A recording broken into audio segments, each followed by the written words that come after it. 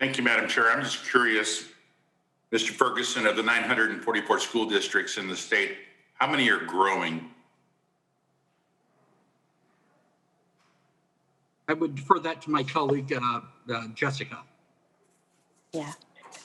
Hi, Senator Moorlach. This is Jessica Holmes. I cover the K-12 area for the Department of Finance.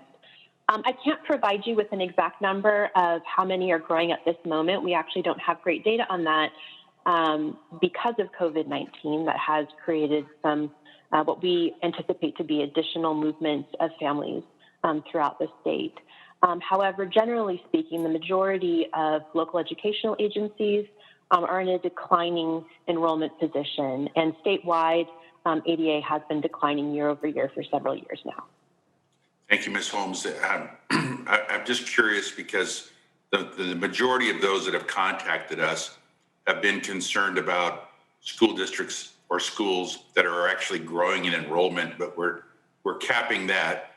And I'm still sort of at a loss as to why we're not allowing growing schools and charter schools to have the additional funding. So that's an excellent question, and one that really has a lot of fiscal drivers behind it.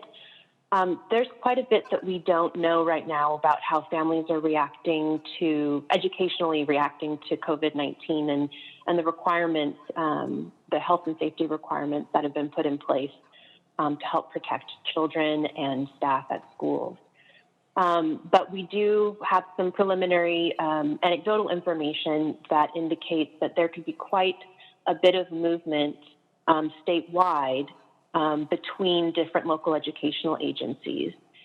And the fiscal impact of that during this year is that because we're holding all local educational agencies harmless, so basically we're ensuring that if they have a drop in attendance in 2021, that they will still receive apportionment funding based on their 1920 average daily attendance, or ADA. If there is movement among students between LEAs, that will create significant growth on top of that hold harmless. And because we are in a position right now of having an $11 billion deferral for our schools in 2021, which is, just as a reminder, that was the maximum deferral amount that we had during the Great Recession, and we actually built that up over several years. So we're going straight to that amount in a single year.